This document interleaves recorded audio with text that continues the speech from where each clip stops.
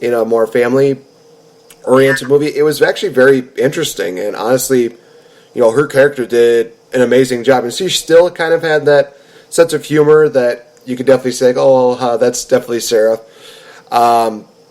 It's still one of those things where it's like even kids could kind of laugh about it. It's like, oh, that's funny. Like when they find out that her character is actually a princess of the Candy Raceland deal, and she says, anybody who is mean to me shall be put to death, and everybody's all crying. It's like, nah, I'm just kidding. It's like, dark sense of humor in a Disney movie.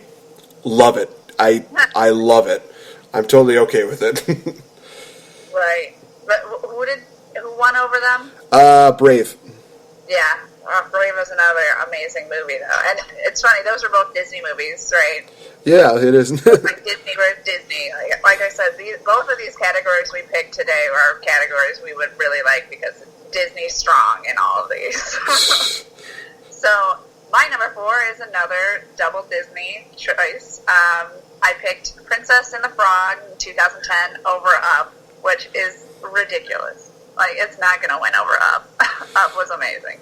But, again, like we said, if I had to pick a number 2, it would be Princess and the Frog. An original score that was amazing. It was a princess movie, the first kind of princess movie that kind of threw back to the 1990s and that era when the princesses weren't that 3D animation, how Frozen is and everything. Like, they had Tiana kind of in the same boat as, like, Ariel, Sleeping Beauty, Snow White, all those kind of just 2D animation. And it kind of made it feel like it was an older movie, even though it did come out in 2010. And I just loved it. And it was the first black princess, which was really cool. And some people could argue, like, oh, she wasn't really a princess, blah, blah, blah. But, I mean, if you marry a prince, even though it's timely, she turns into a princess. And she did. Technically. And I like how they did the Princess and the Frog, because everybody loves that. Everybody knows that fairy tale. You kiss a frog, he turns into a prince. It didn't work when I was younger. But, I'm still trying. But no, that was my number 4. Amazing movie. Well, first of all, I'm just imagining now as you like a little 10-year-old, like a 7-year-old girl in pigtails finding a frog. It's like, oh, I happen to go lucky and just kissing it and be like, Mommy, it didn't work. It's like yeah, I got yelled at a lot. I kissed worms too, so that was. I was an animal lover. Well, no, I'm not going down the bestiality route. That is going right out the window.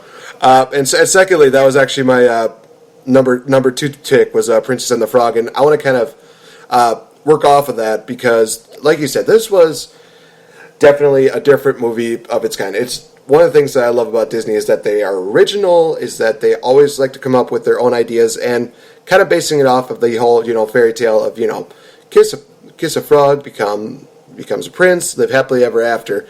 Having that kind of just switched around a lot. I was like, okay, so she kissed the frog, and what happened? She turns into a frog. Oh, well, that's new. And just everything about the story, and of course it happened in New Orleans, which a lot of people don't exactly know, like some of the traditions and some of the different things, different culture that, New Orleans is. And for those of you that haven't been there, definitely go down. It's a fun place, especially during. No, I'm not gonna make a Mardi Gras reference. Moving that out of the way.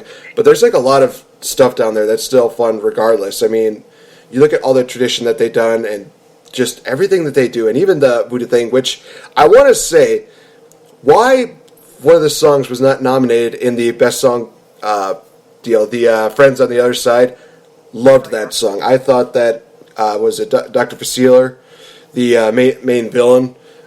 Gosh, it was hard for me to hate the guy, but then when he had his quote unquote, I guess, death scene where he talked about like all the shadow creatures and that was it was a scary death scene, but it was also one of those things where it's like, okay, that's actually pretty awesome.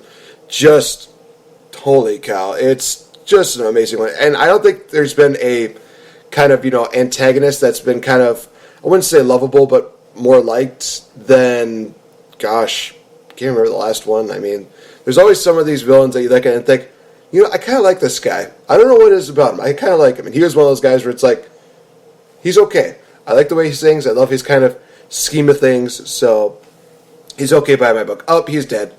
Oh, drat. Oh, he's dead. Oh, it's gone. Oh, darn. Well, yeah, but Princess and the Frog definitely deserves a lot of credit. It was just an awesome movie. And plus, a lot of great quotes. Like what was it? When... I think it was like the prince was talking to Tiana, and he was just he's talking, and the next thing he does like the whole ribbit thing, and he's like, "That's new." It's like really, dude? You're a frog. It's expected. So okay, since you took Princess and the Frog for my number 2, why don't you go on with your next movie that you had on the list? Sorry, I didn't mean to steal one of your choices. Well, it was limited. That's the problem. And like you said, it's hard to pick something that's that was so good against something that was just like amazing. So I couldn't really blame you there. This is another one of those. Again, a double Disney, 2009. I don't agree that this should have won. Is this one of yours as well? I do have one more Disney, but that's in 2007. So. Okay, good. Okay, 2009, I picked Bolt over Wall-E, which again, no, it's not better than Wall-E. No. Well, I do have to say, Wall-E wasn't one of those Disney movies that I go back to and I'm like, that was amazing, I don't really think that of Wall-E. I think it was cute, but it's one of those like, all right, I've seen it, that was cute. It's not one of my favorites. So Bolt was a little more fun.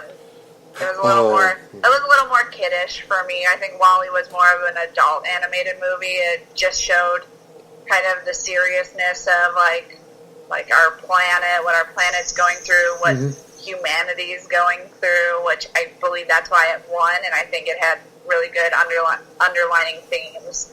But Bolt was just cute, and it, of course, when you have a dog and a kid and a family, it's going to be a cute movie. It's about a dog that, is an actor as like a superhero dog, and since he's a dog, he doesn't really realize he is an actor. He thinks he is a superhero dog, and he has to travel. Like, he gets separated from his owner, and he wants to travel back and find her, and kind of reunite, and it's just a really cute movie, really cute animated movie. John Travolta's voice is in it, and I think Miley Cyrus's voice is in it. I might be wrong, but it was just really cute. They had a lot of good songs too, cute, like Coming Together, kind of a little sad, like when he realizes he's not like a superhero and everything.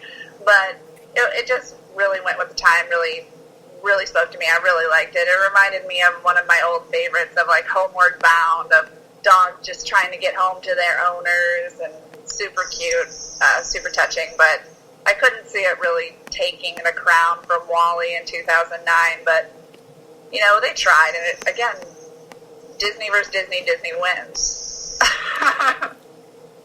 Hey, you're not wrong there.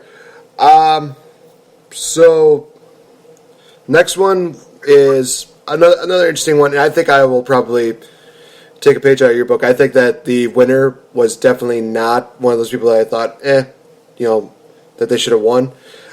From 2012, Rango, the movie that I would have probably picked if I was a part of the Academy, would have been the spin-off from Shrek, that being Puss in Boots. Honestly, fun movie. Great to see, Antonio Banderas doing a little bit like what he did for Zorro, but a little more kid-friendly.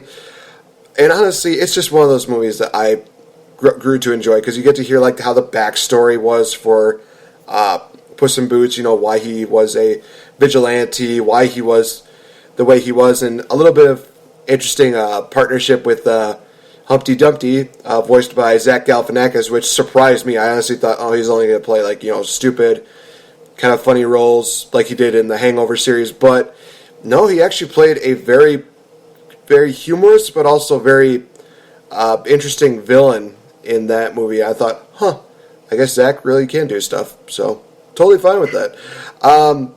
Again, you get to see the whole, Puss in Boots, ideal that he does as a cat. It's just so funny.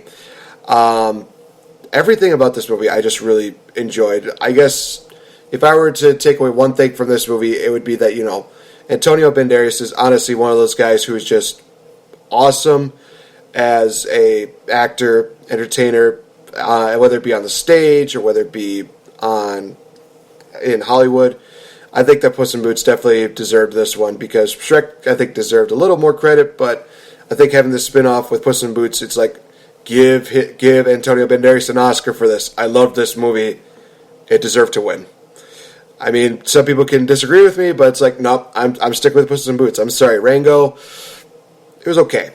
It was honestly okay, and Johnny Depp, you already got enough Oscars, I think, for doing Pirates of the Caribbean, which, side note, Pirates of the Caribbean, Dead Man Tell No Tale, that comes out this year, so looking forward to seeing how that goes. Anyway, we are down to our final two. Very interested in hearing what your number one is. Yeah, well, this is my second. Oh, that's your second? Yeah, because remember I took your princess. Oh, that's right. Yeah. So you can still be interested in my number one, but I'm not telling you right now. Well. So my number two was in 2007. It is Monster House, which would be over Happy Feet. Now, I really enjoyed Happy Feet, though. So it was very musical, very happy. It had another, like I've been saying, it's, of course, when animated films have a really good underlining theme of, like, how the world needs our help, how we need to clean up the garbage and take care of our wildlife, and kind of shows, like, those underlying themes of, yes, humans, wake up. I like that. I think it's kind of cute. As long as it doesn't hit too hard, like, because it is a kid's film, like, let's not be depressing. I can deal with it. So Happy Feet probably should win over Monster House. But Monster House is actually a kind of a scary animated film. Again, I don't really like scary things. And it was basically about this huge house that was taken over by a spirit of, like, a really big woman who was, like, dating. It kind of reminded me of Up a little bit, even though it's way before Up. But now that I've seen it, I've seen both. It's like a guy, an old raggedy man that you're not supposed to go near his house during Halloween because the house will eat you or you'll never come back out.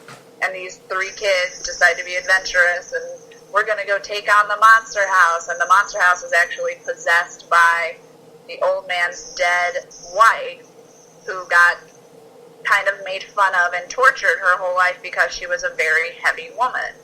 So whenever people came to the house and, like, kind of yelled and screamed at the house, it was, like, reverting her back to how she was, like, in life. So that's why the house was so mean and so torturous and had that evil spirit hanging over it. And it was kind of scary. It had some scary parts in it where I'm like, oh my gosh, if I showed, like, a 5-year-old, I think they would hate this movie. But it was kind of cool. It was deeper than I thought it was going to be. And I think it deserved, to kind of be up there with Happy Feet. So Monster House, one that kind of goes under the radar. I don't think a lot of people have seen it, but it's definitely a good animated film. And especially around Halloween, it's kind of fun. If you're looking for a new movie to check out, I think Monster House would be a really good one.